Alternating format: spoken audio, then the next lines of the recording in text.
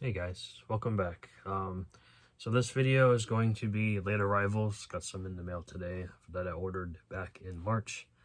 DVDs I didn't show off, and 2 box sets that I didn't show off yesterday. But I'm going to start with April Fool's Day horror film recommendations. I'm sure you guys have seen all 3 of these films. They're very popular, so I'll be real quick with them. So the first one here is definitely a classic. It is April Fool's Day from 1986, I believe, right? 86, put out by Paramount. This is the Scream Factory release. I'm not really a huge fan of this this new artwork on here. I actually like the original poster art, to be honest with you. So I like that artwork a lot better than this, but that's just my opinion. But I've seen other people think the same way. But anyway, the movie's actually really good. This movie stars Deborah Foreman, Amy Steele, the heck's his name? That one guy from Back to the Future who played Biff Tannen. His name escapes me, and it doesn't show him. It doesn't show his name on the back cover here. You guys know what I'm talking about. What is his name?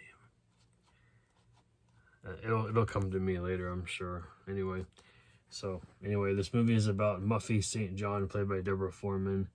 She invites her college friends up to her parents' secluded island home for the time of their lives. She just forgot to tell them that it might be the last time of their lives.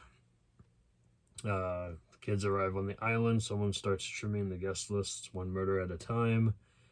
And what starts out as a weekend of harmless April Fool's Day pranks turns into a bloody battle of survival.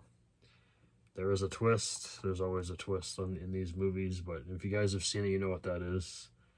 But very, very good film, in my opinion. I've always enjoyed it. I've seen it so many times, so definitely recommend April Fool's Day. Next one here was kind of new to me in the last couple of years. Scream Factory actually put this out on Blu-ray. There was a DVD out there from Warner Archive. I did own that before. This is a film called Killer Party. Another film from 1986. This one's directed by William Fruitt. This takes place on April Fool's Day. It says, the sisters of Sigma Alpha Pi believe they've found the perfect place to throw a party. The abandoned fraternity house where a guillotine pledge once lost his head and a hazing gone awry. I don't know how to say that word. And then things go completely wrong and the body count rises. So similar to what the other movie was. This was written by Barney Cohen, who wrote Friday the 13th, the final chapter, and directed by William Fruitt, who did Funeral Home, Spasms, The House by the Lake, etc., etc. So, really good film. This was definitely a horror comedy, just like the last one was. There is inside artwork on here as inside artwork.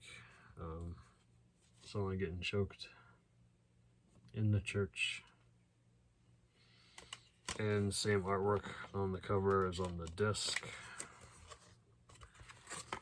So I do recommend Killer Party. I did enjoy it. Not as much as April Fool's Day, but I did enjoy it. And the last one here is another film that is very popular amongst the horror crowd, especially the 80s horror crowd. Again, released in 1986, and that is Slaughter High. This movie was actually filmed in 1984, I believe. Marty majored in cutting classmates. So this is about students are dying to get out in high school. Marty was the kid all students teased, taunted, and tortured mercilessly. One day things go too far.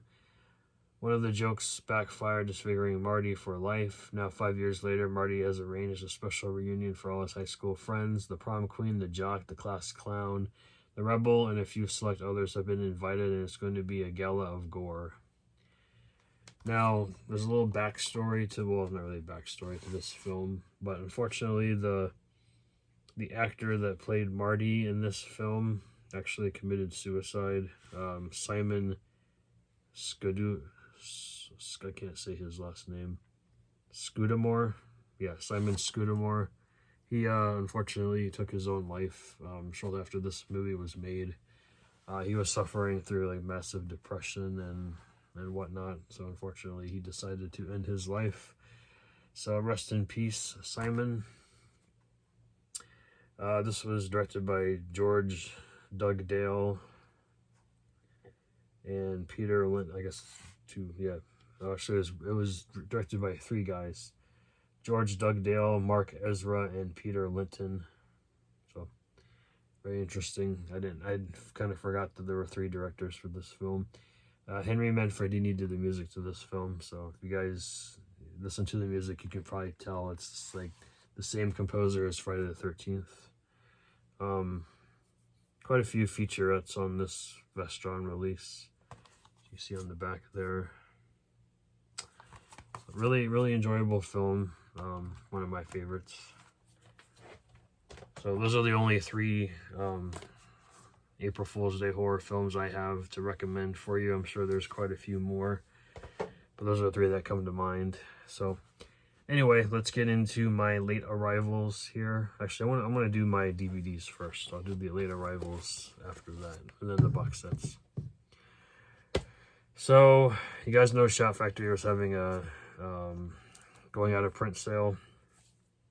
I was intrigued by this TV series, so I went ahead and got it. I haven't watched it. I haven't opened it yet. This is from the 70s. I believe it's from the 70s. It doesn't say on the back here, though. I don't know if it has anything to do with the newer series that has the same name, but this is the Ultimate Goldbergs. I think there's six discs in here, 2 on each thin case.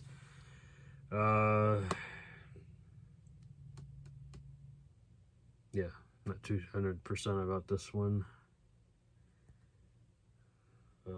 But yeah, there's the back. It's in black and white. I believe it's from the 70s, but I'm not 100% sure on that. But 71 episodes on 6 discs. So there you go. Yeah, I know I got this weird movie since I have the first film in my collection. This is the Easter Bunny Massacre 2, The Bloody Trail. This time he's finally cracked. Haha. I'm sure it's just as bad, well, just as cheesy, fun, bad, whatever you want to call it, as the first film. But yeah, there it is. I'm gonna watch that for my Easter watches for this month. Picked up a copy of Emily the Criminal on DVD. It was $5. I'm sure it's pretty good. If it is, I'll upgrade. So got that at Walmart.